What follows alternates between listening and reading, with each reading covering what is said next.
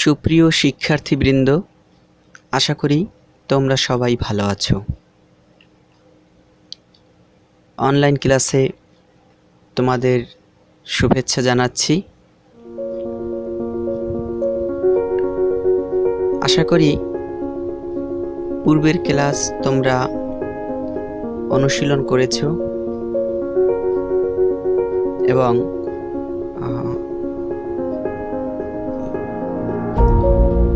Hydra সম্পর্কিত আলোচনা সম্পর্কে তোমরা অবগত হয়েছো। যা হোক, এবারে পরিচিতি। আমি রাজীব হালদার রাজু, প্রভাষক, জীববিজ্ঞান, ফজিলা রহমান মহিলা কলেজ, স্বরূপকাঠি, পিরোজপুর।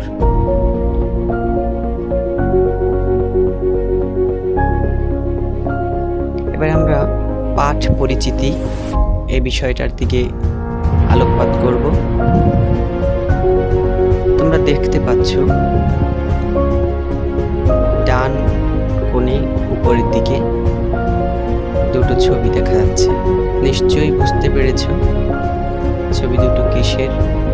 তো পাঠ পরিচিতির ক্ষেত্রে তোমাদের একটা ধারণা হয়তো বা এসে পড়েছে মনের মধ্যে। আজকের পাঠ পরিচিতির অংশ হিসেবে প্রাণী পরিচিতি, হাইড্রা, দ্বিতীয় অধ্যায়, প্রথম পরিচ্ছেদ, দ্বাদশ শ্রেণী।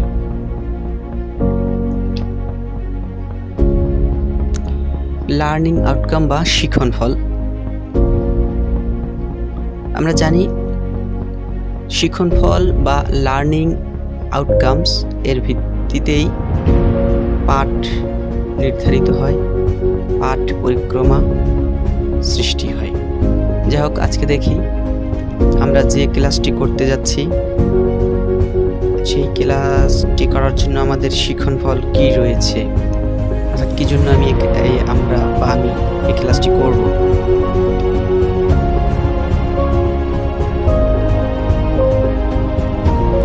তো এই পাঠ শেষে শিক্ষার্থীরা হাইড্রার এপিডার্মিস সম্পর্কে বলতে পারবে। হাইড্রার এপিডার্মিসের বিভিন্ন প্রকার কোষ সম্পর্কে বর্ণনা করতে পারবে। এপিডার্মিসের বিভিন্ন প্রকার কোষের মধ্যে পার্থক্য নিরূপণ তথা এদের কাজ ব্যাখ্যা করতে পারবে এবং হাইড্রার এপিডার্মিসের গুরুত্ব বিশ্লেষণ করতে পারবে।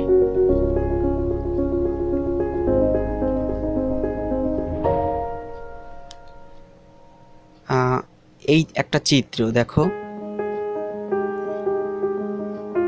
বৃত্তাকার একটি চিত্র। অনেকে অনুধাবন করতে পেরেছো, অনেকে হয়তোবা এখনো পারোনি আসলে এটা কি।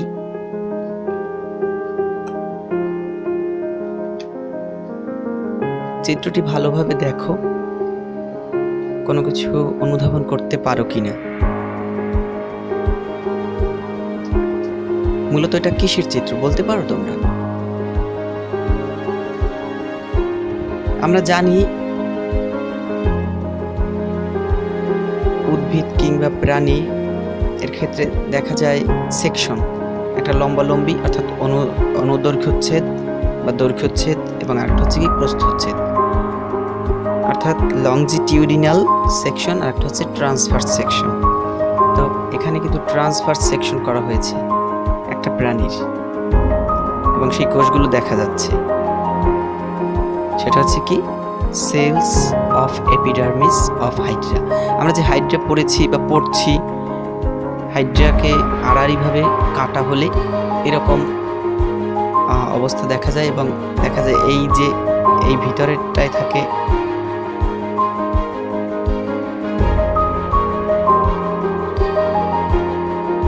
কি থাকে বলতে পারো তোমরা? বাইরে যদি এপিডার্মিস থাকে তাহলে ভিতরেরটায় থাকবে গ্যাস্ট্রোডার্মিস এবং এই মাঝ বরাবর একদম এই যে এই বরাবর থাকবে গ্যাস্ট্রোভাস্কুলার ক্যাভিটি, যেটাকে পানি সংবহন গহ্বর বলা হয় বা সিলিন্ডারও বলা হয়ে থাকে। নিডারিয়ানদের একটা বিশেষ বৈশিষ্ট্য। মাঝখানে বলে নেই যে আমরা জানি ডিপ্লোব্লাস্টিক অ্যানিমাল যারা টিনোফোরা এবং নিডারিয়া পর্বে পাওয়া যায়, এদের ক্ষেত্রে যে কোষগুলো মানে ভ্রূণ অবস্থায় এদের যে দেহ প্রাচীর থাকে এটা তো দুটি স্তরে থাকে, একটি বাইরেরটি হচ্ছে ভ্রূণ অবস্থায় বাইরেরটিকে বলা হয় অ্যাক্টোডার্ম, যেটা প্রাণীর পরিণতি লাভের সময় এপিডার্মিস হিসেবে আত্মপ্রকাশ করে, এবং ভিতরটা হচ্ছে গ্যাস্ট্রোডার্ম, যেটা পরবর্তীতে বা গ্যাস্ট্রোডার্ম অথবা অ্যান্ডোডার্ম, যেটা পরবর্তীতে গ্যাস্ট্রোডার্মিস হিসেবে পরিণতি লাভ করে। আজকের পাঠ, তাহলে তোমরাই বলো আজকের পাঠ কি হতে পারে। আজকের পাঠ হাইড্রার এপিডার্মিস তথা বহিত্বকের কোষসমূহ, অর্থাৎ cells of epidermis of hydra. ভালো করে খেয়াল করে দেখো, এই একটি হাইড্রা, এবং হাইড্রার এই যে বিলিং করছে এটা হচ্ছে কিন্তু তোমার এপিডার্মিসের কোষগুলো, এই যে, আর বাম পাশে তো গ্যাস্ট্রোডার্মিসের কোষ রয়েছে।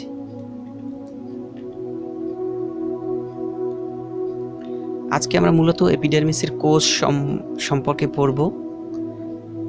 সেজন্য একটা এখানে কি লেখা দেখো, এ ডায়াগ্রামাটিক লংজিটিউডিনাল সেকশন অফ হাইড্রা, অর্থাৎ একটা হাইড্রাকে লম্বচ্ছেদ করা হলে, কিছুক্ষণ আগে তো দেখলাম প্রস্থচ্ছেদ, আর এখন একটা হাইড্রাকে লম্বচ্ছেদ করা হলে যেরকম দেখা যায় তার বহিত্বকের কোষগুলো, দেখো এই হচ্ছে গ্ল্যান্ড সেল বা গ্রন্থি কোষ, এই যে গ্ল্যান্ড সেল। এরপর দেখো ব্যাটারিস অফ নেমাটোসিস্ট, যেটাকে নিডোসাইট বলা হয়ে থাকে, যে কোষগুলো মূলত কোষিকায় কোষগুলো বেশি থাকে, তো সেই নিডোসাইটগুলোকে নির্দেশ করে এখানে এই কথা বলা হয়েছে, ব্যাটারিস অফ নেমাটোসিস্ট। এরপর দেখো জনন কোষ বা রিপ্রোডাক্টিভ সেল, তাকে জার্ম সেলও বলা হয়ে থাকে। তো রিপ্রোডাক্টিভ সেল হচ্ছে দুই প্রকার, এক ধরনের হচ্ছে শুক্রাণু বা স্পার্ম, আর একটা হচ্ছে ডিম্বাণু বা ওভাম। শুক্রাণু তৈরি হয় টেস্টিস বা শুক্রাশয় থেকে, আর ডিম্বাণু তৈরি হয় ওভারি বা ডিম্বাশয় থেকে। হাইড্রার ক্ষেত্রে টেস্টিস বা শুক্রাশয় থাকে দেহের অর্ধাংশের উপর দিকে, আর দেহের অর্ধাংশের নিচের দিকে থাকে ওভারি বা গর্ভাশয়। এরপর দেখো নার্ভ সেল বা সংবেদী কোষ। তারপরে কি রয়েছে,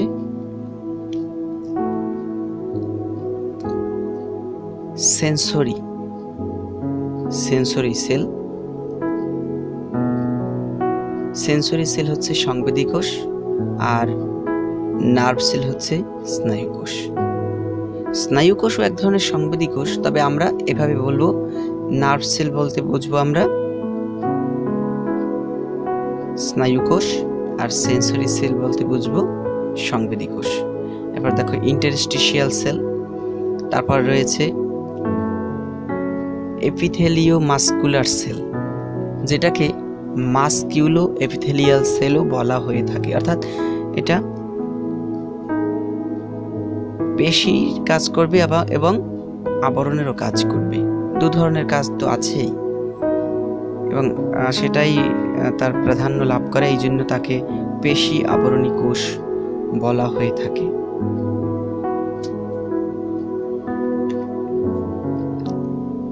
আমরা এখন দেখতে পাচ্ছি যে হলুদ রঙে রাঙায়িত আমরা যে কোষগুলো আজকে পড়ব, সেই কোষগুলোর কথা বা সেই লেখার উপর বিলিং করছে। আরেকটা বিষয় বলে রাখি, এই যে নিউট্রিটিভ মাস্কুলার সেল, আমরা যখন এন্ডোডার্মিস পড়ব তখন দেখা যাবে এপিথেলিও মাস্কুলার সেল এবং নিউট্রিটিভ মাস্কুলার সেল একই ধরনের কোষ হিসেবে প্রতীয়মান হবে। বা তাছাড়া এই দু ধরনের কোষের মধ্যে একটা প্রত্যক্ষ সংযোগ আছে, যার কারণে এপিথেলিও মাস্কুলার সেল এটা আমরা গ্যাস্ট্রোডার্মিসে যখন পাবো তখন নিউট্রিটিভ মাস্কুলার সেল হিসেবে প্রতীয়মান হবে।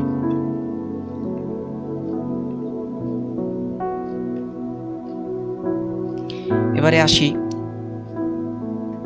একটি চিত্র পর্যবেক্ষণের বিষয়ে। দেখো চিত্রে কি লেখা, হাইড্রার এপিডার্মিস তথা বহির্ত্বকের কোষসমূহ। দেখো পয়েন্ট আউট করা আছে 1, 2, 3, 4, 5, 6, 7। আমরা বিশেষ করে 7 প্রকারের কোষ সম্পর্কে জানব।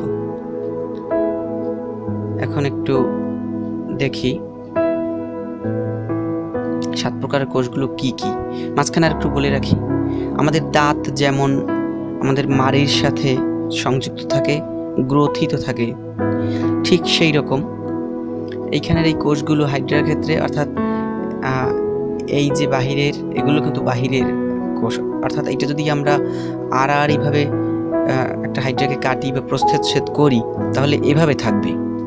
এইটা বাহিরের দিকে আস্তে আস্তে দেহের ভিতরের দিকে এরকম থাকবে। আর এই যে চিত্র যেখানে লেখা না, চিত্র এই হাইড্রার এপিডার্মিস তথা বহির্ত্বকের কোষসমূহ, এই জায়গাটা মূলত গ্যাস্ট্রোডার্মিসে অবস্থিত। এটাকে যদি আমরা এরকম কার্ভ আকারে রাখি, হ্যাঁ, সেক্ষেত্রে দেখা যাবে কি যে এগুলো হচ্ছে বহির্ত্বকের অংশ, আর এই যে এইখানে যেটা থাকবে সেখানে বা এর উপরে উপরে যে কোষগুলো থাকবে সেটা হচ্ছে অন্তত্বকের অংশ। যাই হোক, তো দেখি আমরা একটু।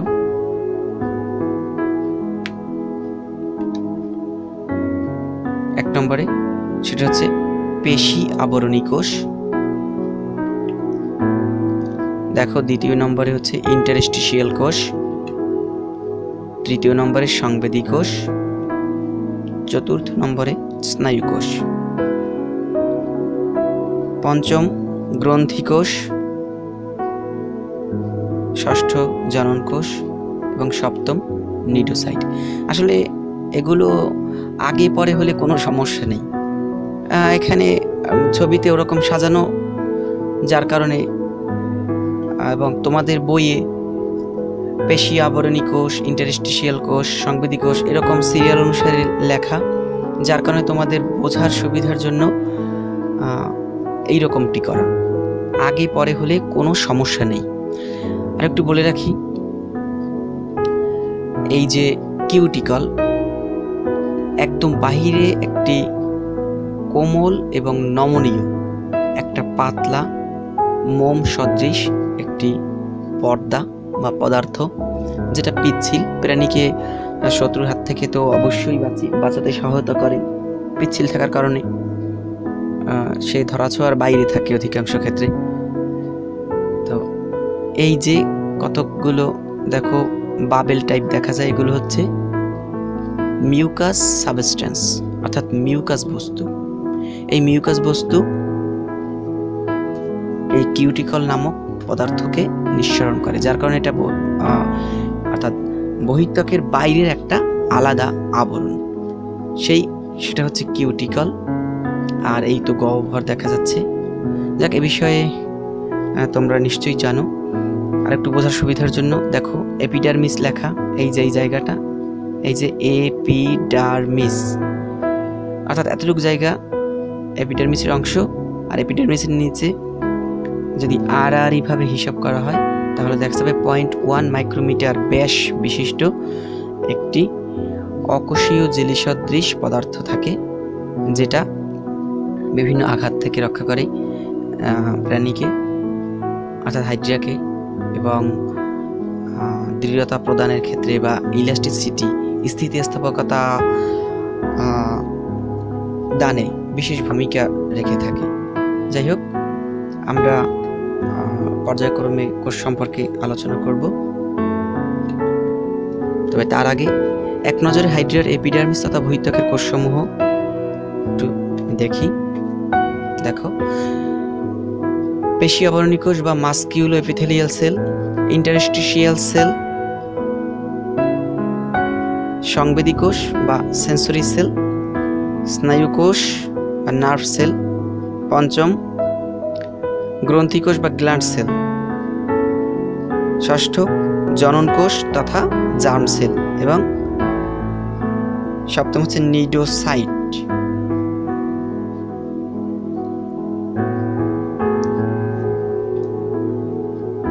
এরপরে আমরা সরাসরি স্পেসিফিকলি কোষগুলো সম্পর্কে জানার চেষ্টা করব।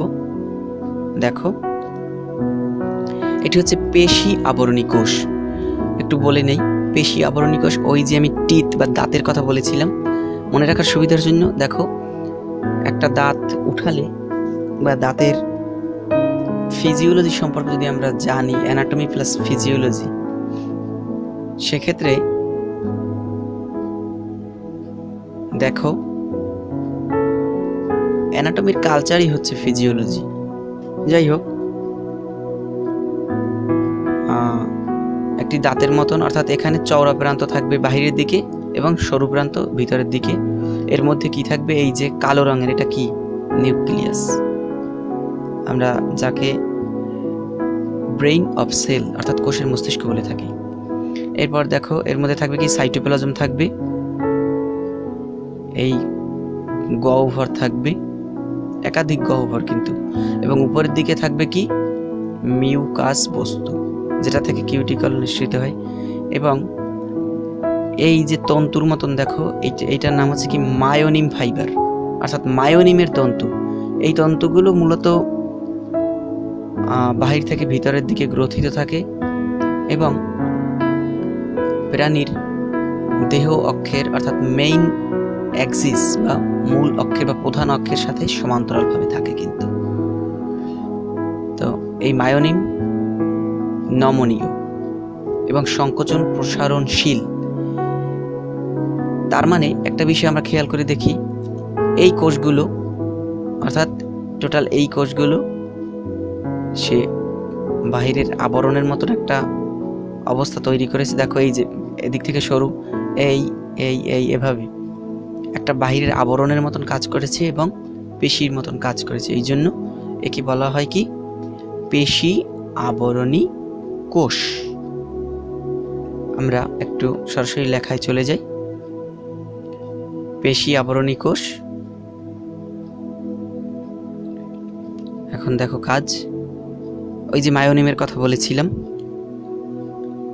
মায়োনিম তন্তু কাজ হচ্ছে কি দেহের আবরণ সৃষ্টি করা, অর্থাৎ দেহ আবরণ সৃষ্টি করা এবং পেশির মতো কাজ করা। এবারে পরবর্তী কোষ সম্পর্কে একটু জানি। এবার হচ্ছে কি ইন্টারস্টিশিয়াল কোষ। ইন্টারস্টিশিয়াল শব্দটি মূলত এসেছে ইন্টারেস্টিং থেকে, অর্থাৎ একটা মজাদার, এক ধরনের মজাদার কোষ। তোমরা দেখে থাকবে এই কোষগুলো এখানে দেয়া রয়েছে কি গোলাকার, তবে গোলাকার, বৃত্তাকার, উপবৃত্তাকার, কখনো কখনো ডিম্বাকার হতে পারে। ভিতরে সুস্পষ্ট নিউক্লিয়াস রয়েছে, তবে সাইজে ছোট। এবং দেখা যায় কি এই কোষগুলো থাকে মূলত পেশি আবরণী কোষের সরু প্রান্তের সংযোগস্থলে, অর্থাৎ দুটি সরু প্রান্তের মাঝখানে যে একটা ক্যাভিটির মতো সৃষ্টি হয় ওখানে থাকে। এবং এর কাজ হচ্ছে সর্বহাটের কাঠালি কলার মতন। তার মানে কি দেখা যাবে মুকুল উদ্গম, তার সাথে হাইড্রার যে পুনরুৎপত্তি, এতে সে ভূমিকা রাখবে। তারপর দেখা যায় কোনো কোষের গ্যাপ পূরণ করবে, অর্থাৎ একটা কোষ, যেমন এই কোষটার নাম হচ্ছে কি নিডোসাইট। এই যে ভিতরে একটা সূত্র নেমাটোসিস্ট, এটা নিক্ষিপ্ত হলে সে তো আর ভিতরে যায় না, তখন ওই কোষটা আস্তে আস্তেই উক্ত প্রাণীর দেহেই পরিপাক হয়ে যায়। তখন ওই ফাঁকা জায়গাটা, তখন এই জায়গাটা যে ফাঁকা থাকবে, এই পরিপূরক হিসেবে কাজ করবে কে, এই যে আছে দেখো, এটা কি কোন ধরনের কোষ, ইন্টারস্টিশিয়াল সেল। আবার দেখা যায় অনেক দিন পর পর নতুন নতুন কোষে পরিণত হয়। এটা হচ্ছে ইন্টারস্টিশিয়াল কোষ, এবং এই কোষগুলোর মধ্যে সাইটোপ্লাজম তো অবশ্যই থাকবে, এন্ডোপ্লাজমিক রেটিকুলাম, তারপরে রাইবোজোম, তারপর মাইটোকন্ড্রিয়া, সকল থাকবে। এই যে ইন্টারস্টিশিয়াল কোষ, দেখো কাজ কিছুক্ষণ আগে যা বলেছিলাম, বহিঃত্বকীয় কোষে পরিণত হয়, পুনরুৎপত্তি ও মুকুল সৃষ্টি করে, কিছুদিন পর পর অন্য কোষে পরিণত হয়। এরপরে আসি সংবেদী কোষ বা নার্ভ সেল। নার্ভ সেল মূলত দেখো এরা ইন্টারস্টিশিয়াল কোষের মাঝখানেই থাকে, পটল আকৃতির, নাকি এটাকে আমরা পিপা আকৃতির বলতে পারি বা সরু। এক্ষেত্রে দেখো ভিতরে সাইটোপ্লাজম আছে, সুস্পষ্ট নিউক্লিয়াস আছে, কিন্তু বাইরের দিকে সুচালো কি যেন হেয়ার বা রোমের মতন। এই রোমগুলোকেই বলা হয় সংবেদী রোম। এবং এই কোষের একদিকে বাহিরের তাপ, চাপ, আলো, স্পর্শ, পানির স্রোত অর্থাৎ পরিবেশীয় বার্তা সেগুলো গ্রহণ করার জন্য এই সংবেদী রোম কাজ করে। এবং এর অপর প্রান্ত থাকে এই যে মেসোগ্লিয়া সংলগ্ন, এই কোষগুলোকে বলা হয় স্নায়ু কোষ। মেসোগ্লিয়া সংলগ্ন স্নায়ু কোষের সাথে সংযুক্ত, এবং এই যে এই প্রান্ত, এই যে এই বরাবর দেখা যাচ্ছে, এখানেও ফাইবার থাকবে, সেটা হচ্ছে নডিউল যুক্ত ফাইবার বা অর্বুদ আকৃতির, একটু মোটাসোটা থাকে। এবং সেই ফাইবারগুলো মূলত সেই বার্তাটাকে, এই যে সংবেদী রোম থেকে প্রাপ্ত বার্তা নডিউল যুক্ত রোম তখন স্নায়ু কোষে দান করবে।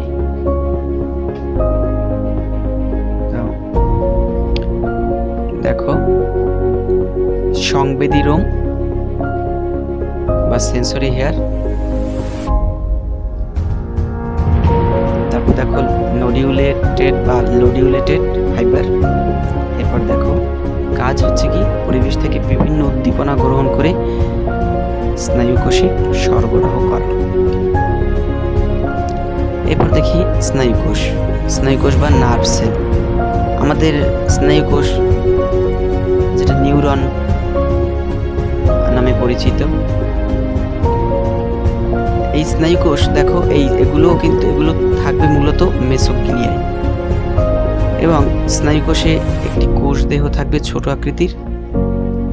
আমরা যদি নিউরন সম্পর্কে জেনে থাকি তাহলে হয়তো জানবো একজন এবং ডেনড্রাইট। একজন হচ্ছে লম্বা আকৃতির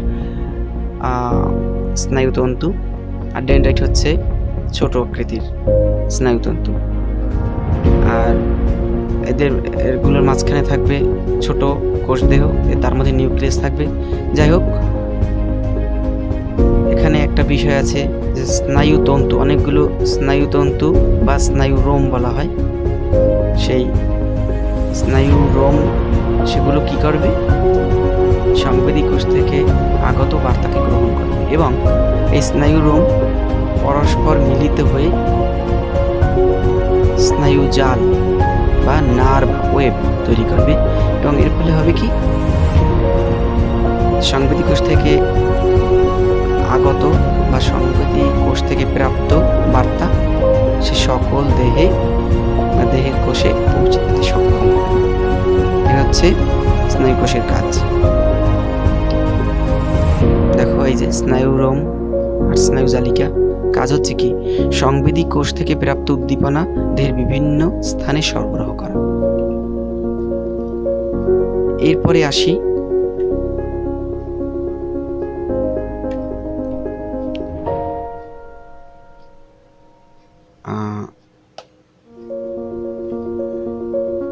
জনন কোষে আসব। দেখো জনন কোষ, তবে জনন কোষের আগে আমরা গ্ল্যান্ড সেল বা গ্রন্থি কোষের কথা একটু বলি। দেখো গ্রন্থি কোষ মূলত পূর্বের ছবিটাই পূর্বের অর্থাৎ এই ছবিটায় গ্রন্থিকোষ দেখানো হয়নি, তো এই ছবিটাই দেখি। গ্ল্যান্ড সেল দেখো, গ্ল্যান্ড সেল মূলত এই যে আমরা জানি যে মাউথ বা ওরাল পোর, আর এই হচ্ছে কি বেজাল ডিস্ক বা বেসাল ডিস্ক, পাদচাকতি। আর এই যে মাঝখানের গহ্বরটা হচ্ছে যে গহ্বর, এটা হচ্ছে গ্যাস্ট্রোভাস্কুলার ক্যাভিটি। তো এই মুখছিদ্রকে ঘিরে চাকতির মতো অংশটা, তার নাম আমরা জানি যে হাইপোস্টোম।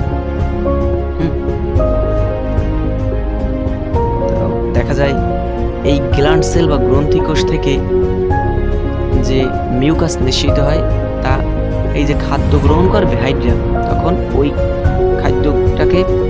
খাদ্যটার সাথে মিশে তখন ওইটাকে পিচ্ছিল করে দেবে, যাতে করে গ্যাস্ট্রোভাস্কুলার ক্যাভিটিতে খুব সহজে খাদ্যটা অনুপ্রবেশ করতে পারে। এদিকে পাদচাকতির এখানে যেখানে থাকে গ্ল্যান্ড সেল, সেখান থেকেও মিউকাস নিঃসৃত হয়। তবে সেখানে একটা মজার বিষয় হচ্ছে কি, কোনো বস্তুর সাথে বা কোনো ভিত্তির সাথে হাইড্রা নিজেকে লাগিয়ে রাখতে পারে ওই গ্রন্থিকোষের মাধ্যমে, অর্থাৎ ওই মিউকাসের মাধ্যমে। আবার অনেক সময় দেখা যায় সে ঘনপদীয় দেহেরও সৃষ্টি করতে পারে। এইখানে সামান্য কিছু গ্রন্থিকোষ মিলে ঘনপদের সৃষ্টি করতে পারে, যেটা গ্লাইডিং চলনের ক্ষেত্রে সহায়তা করতে পারে বা তার চলনে বিশেষ ভূমিকা পালন করতে পারে।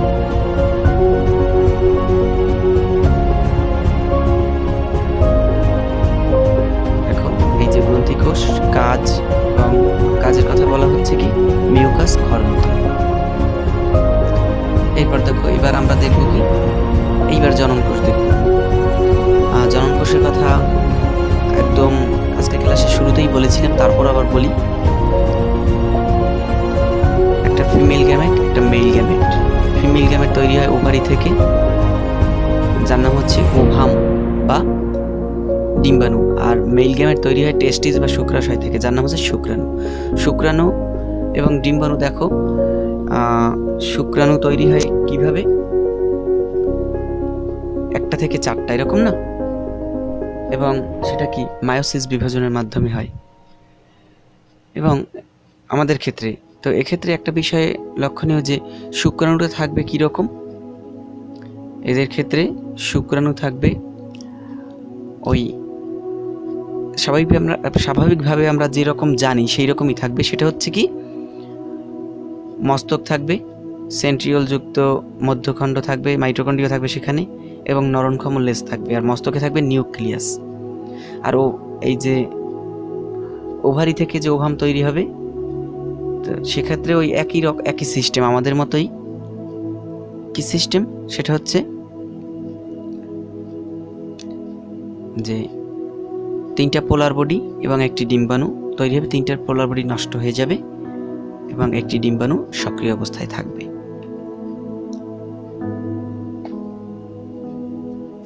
আর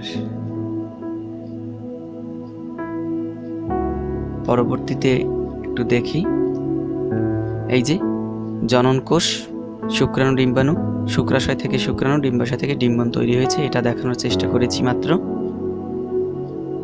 আর তোমরা এটা নিশ্চয়ই জানো, একই হাইড্রার শুক্রাশয় এবং ডিম্বাশয় একই সাথে পরিপক্কতা লাভ করে না বিধায় তাদের ওখানে শুক্রাণু ডিম্বাণুর অ্যাটাচমেন্ট হয় না, একই হাইড্রার মধ্যে হয় না আর কি। এরপর জননকোষের কাজ বলি, যৌন জননে অংশগ্রহণ করা, এটাই মূলত জননকোষের কাজ। এরপরে বিশেষ এক ধরনের কোষ নিডোসাইট। দেখো এই যে কোষ, এই কোষটা আলাদা করে আমরা এক সময় পড়ব, তবে তার আগে ফাঁকে বলে রাখি, এই দেখো একটা নিউক্লিয়াস। এরপর দেখো এই কোষের এইখানে একটি সেন্সরি অর্গান আছে, এই যে লম্বা সুচালো নিডেলের মতন, যেটাকে বলা হয় নিডোসিল। আবার এইটা তো একটা পরিপক্ক কোষ, কিন্তু পরিপক্ক হওয়ার আগে তাকে নিশ্চয়ই ম্যাচুরিটির স্টেজ পার হতে হয়েছে, অর্থাৎ তখন এটা বলা যেতে পারে পরিস্ফুটনরত নিডোসাইটকে বলা হয় নিডোব্লাস্ট। আর এই যে সেন্সরি অর্গান, এটা দ্বারা হয় কি, সে একটা তরঙ্গ পায় যার মাধ্যমে বুঝতে পারে যে কাছাকাছি কোথায় খাদ্যবস্তু আছে, যেমন এই যে লার্ভা বা জুওপ্লাঙ্কটন এই টাইপের, এবং সেই খাদ্যবস্তুটা এর পাশাপাশি আসলেই এখান থেকে বার্তা ভিতরে পৌঁছে যায় এবং একটা সূত্রক নিক্ষিপ্ত হয়। এই যে সূত্রক পেঁচানো, এই সূত্রকটার নাম হচ্ছে নেমাটোসিস্ট। এটা পেঁচানো থাকে এবং নেমাটোসিস্ট যে গহ্বরটার মধ্যে থাকে, এটা তো গহ্বর, সেই গহ্বরের মধ্যে হিপনোটক্সিন নামে একটা পদার্থ থাকে যেটা খুবই বিষাক্ত, এবং ওই পদার্থ দ্বারাই খাদ্যবস্তুকে সে সহজেই মেরে ফেলে। আর এই যে লম্বা লম্বা যে দেখতে পাচ্ছি আমরা সূত্রাকার, এগুলোকে বলা হয় ল্যাসো। আর আত্মরক্ষা, খাদ্য গ্রহণ, চলন, এসব ক্ষেত্রে এই কাজটি, এই কোষটি বিশেষ ভূমিকা পালন করে থাকে। এবং এই নিডোসাইট কোষগুলো, যেটা নেমাটোসিস্ট ব্যাটারি নামে পরিচিতি লাভ করেছে, এটা কোষিকাই বেশিরভাগ দেখা যায়। এই যে দেখো, তার মানে একটা বিষয় তখন বলিনি, এখন বলি বার্ব। এই যে এইখানে 3টে কাটার মতন থাকে এই নেমাটোসিস্টের গোড়ায়, এটাকে বলা হয় বার্ব। আবার দেখা যায় এই নেমাটোসিস্টেই কিছু 3 সারির কোষ, ছোট ছোট ছোট ছোট রোমের মতন থাকে, সেটাকে বলা হয় বারবিউল। এতেও নিউক্লিয়াস রয়েছে। দেখো, এই যে আমরা জেনেছি নিডোসিল, নিডোব্লাস্ট, নেমাটোসিস্ট, অপারকুলাম, এই গহ্বরটাকে ঢেকে রাখে যে পর্দাটা, সেটার নাম হচ্ছে কি, বা যে ঢাকনাটা, তার নাম অপারকুলাম। এবার বার্ব, হিপনোটক্সিন আমরা জেনেছি। কাজ হিসেব করি, খাদ্য গ্রহণ, চলন, আত্মরক্ষা, এটাই মূলত নিডোসাইডের প্রধান কাজ। এবারে তোমরা খানিকটা সময়ের জন্য এই চিত্রটা দেখো এবং এই চিত্র সম্পর্কে আলোচনা করো। যদি তোমার পাশে সহপাঠী থাকে তার সম্পর্কে আলোচনা, অথবা মানে হাইড্রা সম্পর্কে আলোচনা করতে পারো, বা নিজে এটা পর্যালোচনা করে দেখতে পারো।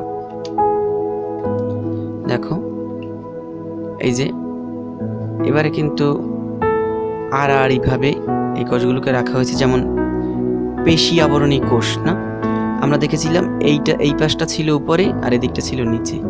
তাহলে সেরকম চিন্তা করে দেখো, দুটো পেশি আবরণী কোষের মাঝে থাকে কি, ইন্টারস্টিশিয়াল কোষ, এবং তার ফাঁকে ফাঁকে তার নিচে রয়েছে কি, সংবেদী কোষ। সেটা দেখানোর চেষ্টা করা হয়েছে। এরপর দেখো, স্নায়ু কোষের ভিতরে বিষয়টা, দেহকোষ, নিউক্লিয়াস, এই যে নোডিউল রইল, এবং এখানে দেখো গ্রন্থিকোষ নিউক্লিয়াস যুক্ত এবং একটু মানে সম্পূর্ণ গোলাকার নয়, একটু সুচালো আর কি, সুচালো জাস্ট বলা যাবে না, এটা একটু চাপানো। একক কাজ, দেখো, হাইড্রা এপিডার্মিসের বিভিন্ন প্রকার কোষের মধ্যে পার্থক্য নিরূপণ করো। তুমি নিজেই পার্থক্য নিরূপণ করতে সক্ষম হবে আশা করি। মূল্যায়ন, আসলে তুমি নিজেই এখন মূল্যায়ন করে দেখো তুমি কতটা পেরেছো। তো বাড়ির কাজ হিসেবে একটি আদর্শ নিউরোসাইডের গঠন আলোচনা করো। এটা তোমার বাড়ির কাজ হিসেবে দেওয়া হলো। আর মূল্যায়ন সরাসরি ক্লাসে থাকলে মূল্যায়ন করাটা সহজ হয়, যার জন্য তখন স্বমূল্যায়ন করতে হবে। আজকের ক্লাস কতটুকু সহায়ক হয়েছে জানি না, তবে বিশেষ কথা হচ্ছে মূল পড়তে হবে এবং জানার জন্য বই অবশ্যই পড়তে হবে।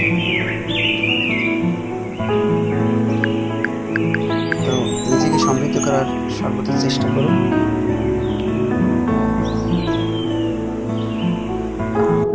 যারা যারা ক্লাসটি উপভোগ করেছো, যদি কোনো পরামর্শ থাকে কমেন্ট বক্সে জানিয়ে দিও।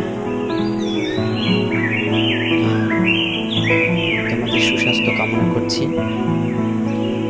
ঈশ্বরের কাছে বলছি পৃথিবীর সবাই যেন সুস্থ থাকে, ভালো থাকে। ধন্যবাদ।